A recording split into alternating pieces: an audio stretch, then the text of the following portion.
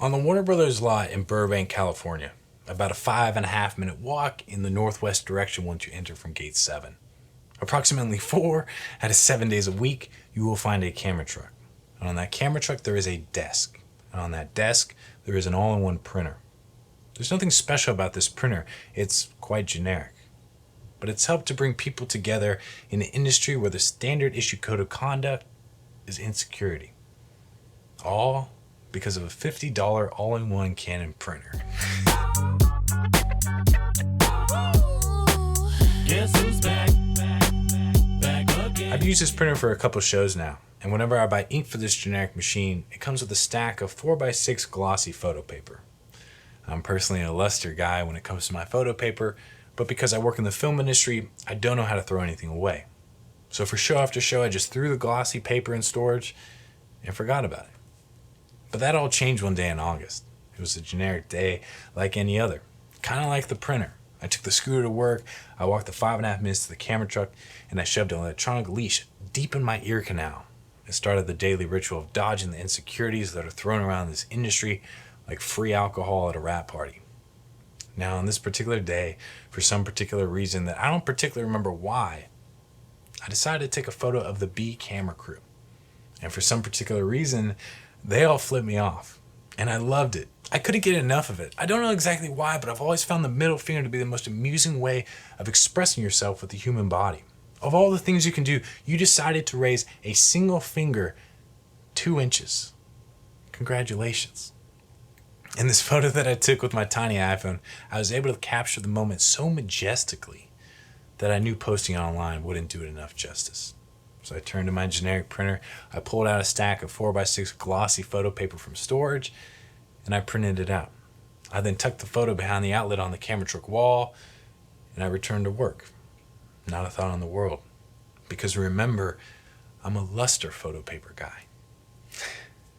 By the next week, 3 more photos had popped up behind the outlet next to the B camera mosaic of middle fingers. These were different. These were black and white, printed on luster paper. There were photos of the crew, and they looked like they could be film. I didn't know where these photos came from, and maybe it was the luster finish as opposed to the glossy finish, but this got me thinking. At work, no matter what show I'm on, there are constant group messages going around. Anything from schedules, menus for lunch, drop pins of the location of the camera truck, and photos of the crew.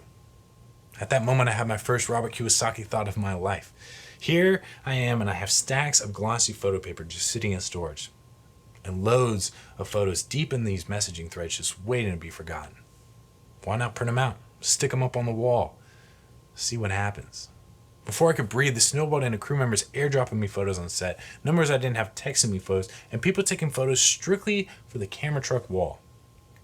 All of a sudden, we had a camera truck that was morphing into a physical timeline of the season. The goal quickly became to fill up the wall by our Christmas break. I'm proud to say we easily accomplished that goal, and we moved on to the doorway. The doorway, if everything goes right, will be filled by the end of next episode. This glossy, photo-filled camera truck has morphed into so much more than a mosaic of the B camera crew's middle fingers. I have crew members checking in with me to see if their photos have been printed. I have crew members bringing their family to the camera truck to see the past season in photos.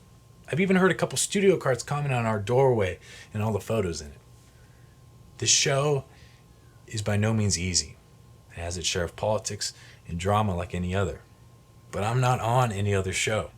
I'm on Lethal Weapon. And the more I work on this show and the more I work in the film industry, the more I see that this industry hinges on the back of insecurity. From the top of the food chain down. Whether that's due to looming over any show is the constant idea of getting canceled or not getting called back or simply being replaced one day because someone's friend becomes available. It's all a part of daily life in this industry. People disappear in this industry left and right, and the cultural norm is to not ask questions about where they went. No matter what the industry, the culture is practiced at the top will always roll downhill. But boy, do the hills in this industry add on velocity. I don't believe this is how it has to be. I believe folks do their best work when they feel secure and fulfilled. That when they're running late, that they know they get a phone call filled with concern as opposed to rash anger. I believe it takes the same amount of energy to make someone feel needed and appreciated as it does to remind them of all the other folks you could have hired every time they miss a beat. Because no matter how good you are, you will miss a beat. But I believe that knowing that everyone in your department, everyone on set, everyone on this camera truck wall has your back, and that they care about you, that is where the change begins. So even though I'm at the bottom of the hill, I'm barely union. I know if I keep fighting gravity, I won't be here forever. But while I am, I would like to start making an impact on the community and change the insecurity that fuels this industry like oxygen in a fire. And for now, that's one photo at a time. I've never had a desire like this before. Until the day you came walking through the door. Oh, yeah. I got a burning feeling inside.